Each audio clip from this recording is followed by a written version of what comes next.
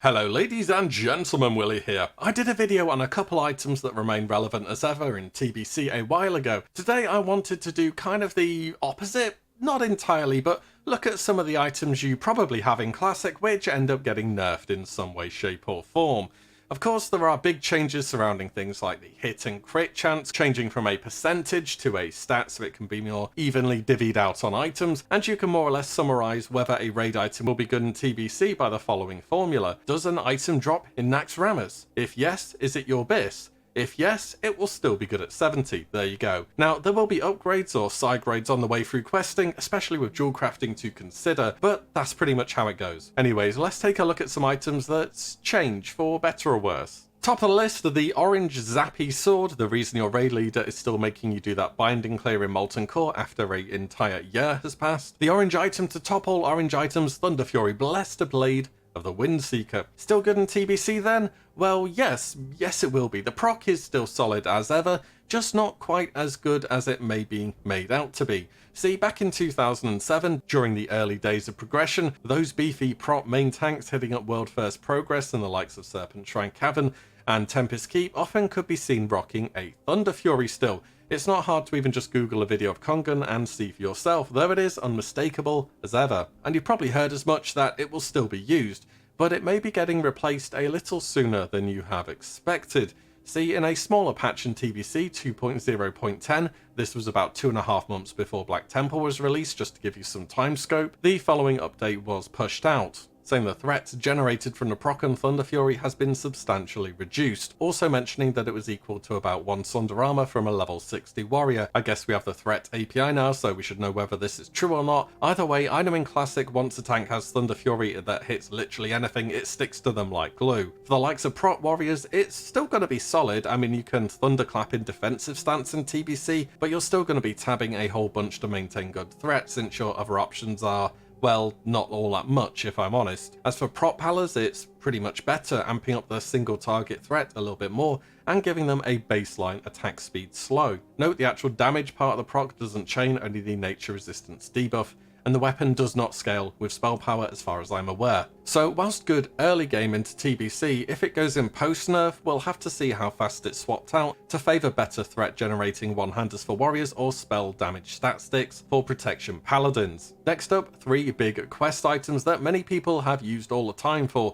well, all kinds of things really. The 1-2-3 combo of Luffer, Nifty Stopwatch and Skull of Impending Doom. Luffer first from a quest in Searing Gorge, simple enough effect that removes 1 bleed. Nothing else like it in the game, and I believe the only other ways you can remove bleed are immunities like Boppo Bubble or the Dwarf Racial Stoneform. Now, if only there were a boss encounter where there was a very impactful high damage bleed that this trinket could totally counter single-handedly. Well, there isn't really one in Classic that makes this worthwhile. TBC though, there is Morose in Karazhan. Whenever Luffer is brought up, it's the counter to this encounter. Sort of like Thunder Fury though, Blizzard wasn't a fan of this. And in the same patch as Thunder Fury being nerfed in 2.0.10 again, it was changed to no longer work on bleeds applied by enemies over level 60. So yeah, I guess if the game's going to go patch progressive, it might see some play. I'd be holding onto it for the time being though, you never know what it may turn out being.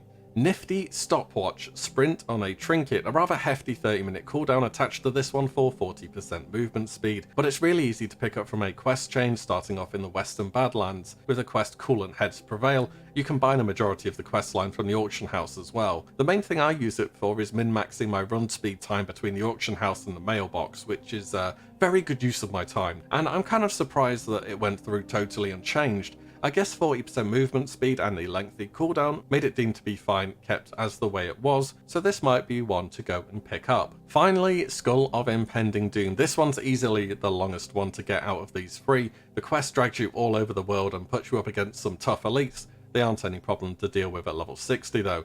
Another good tech item, especially in PvP content. The move speed and self-damage effect are a potent combo, allowing you to remove CC effects from yourself like blind or polymorph with a good predictive move. And in Classic, it's quite a high RNG item. Get lucky and it's 60% movement speed for 10 seconds for 500 mana and health. That is pretty good. At the top end, it's the same for a whopping 2500 health and mana, which is not such a good deal. At least you can swap it out in combat, as it's an offhand if you roll poorly. How's it look in TBC then?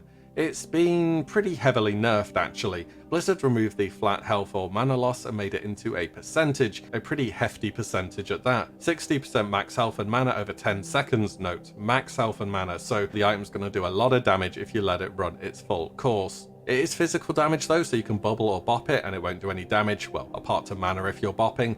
But how useful will it be though? I know I've used it for some body pulls in Classic on my Paladin at least, or speeding up farming lashes. It's just you're going to need to take it off pretty quickly or you're going to be losing a lot of health and mana without bubble. Speaking of paladins and AoE pulls, Skull Flame Shield, one of the best options for big AoE pulls in Classic. Its dual proc effect for AoE damage and self-healing, which both scale with spell power by the way, make it incredibly powerful, and more mobs hitting you, the more chances you have for it to proc. Sometimes this shield can single-handedly carry an AoE pull if it procs enough times on both effects. So how does it look in TBC then? Well, it actually gets nerfed as per my research, so although the text on it remains exactly the same, it appears that the scaling it gets from spell power takes a nerf in patch 2.4.3. This is based off some testing I did after finding a comment on Wowhead here. Note that this was originally posted early on in TBC in patch 2.0.8, but then they came back to edit their comment much later on in 2.43, saying that there seems to be some kind of diminishing returns,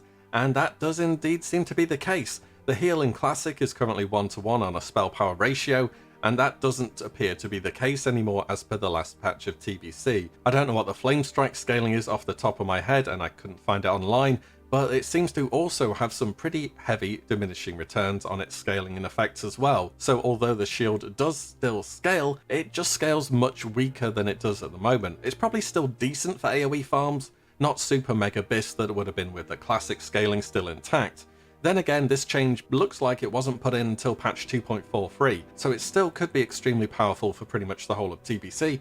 It depends on how we launch. Next up, weapon buffs. So these are two that I reckon are pretty well known to still be good moving from Classic to TBC. I'll give them a mention though, or no doubt I'm going to see a lot of people saying them in the comments. The Brilliant Wizard Oil is actually considered to be better than the new alternative to come with the expansion, and it's not too hard to see why when the updated version only gives 6 more spell power, whilst the Classic tier oil has its 1% crit bonus toned into 14% critical strike rating, which casters will by and large prefer. You also need Honoured with the Zandalar tribe to learn this one, which is pretty cheap just buying your way there with Bijous at the moment. You also need 2 large Brilliant Shards. Again, these are pretty cheap at the moment, and there shouldn't be anywhere near the same amount of them coming into the game that we have when TBC hits. There will just be less blues from dungeons and boosting pouring into the game, just a little thing to consider. Oh, also you do need a Ruined Arcanite Rod to make these through enchanting as well. I'd let the prices come down a little bit more if you want to make these for your caster or for profit, because at the moment it's really expensive and can easily cost you a few hundred gold. The melee situation is somewhat similar, though from what I found the new tier of Weight Stone and Sharpening Stones do outclass the Elemental Stones that we have in Classic at the moment. The 2% crit bonus is made into 28 critical strike rating, whilst the new TBC tier ones have 12 weapon damage and 14 critical strike rating. They shouldn't be as expensive as the Elemental Sharpening Stones either, only needing an Addy Bar and 2 Motes of Earth, which are going to be pretty common from mining around the world. Also, one more thing to mention for Alliance players, Wind Fury Totem doesn't stack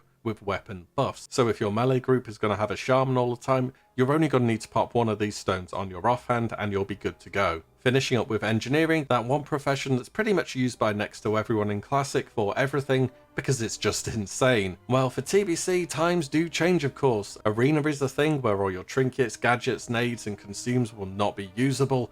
As for open world PvP, well, basically everything that does anything from Classic made with engineering has a much higher chance to fail on targets over level 60. Your rocket helms, your reflectors, your nades, your mind control cap. There are definitely some new toys brought into the game with TBC though. They even made a new tier of Sapper Charge, which I was kind of surprised to learn about actually. In a TBC speedrun meta, are these going to be a thing, or does the reduced raid size just not make it as worth anymore? That'll do for now though. Of course, the biggest factor here is what patch do we launch on, right? All of these items at some point are just as good as they are in Classic now, which just goes to show how much of a different game the Burning Crusade has the potential to be with full patch progression in certain areas of the game. What do you think though? Any items of interest that you know change for the better or maybe the worse than TBC? Do hit me up below.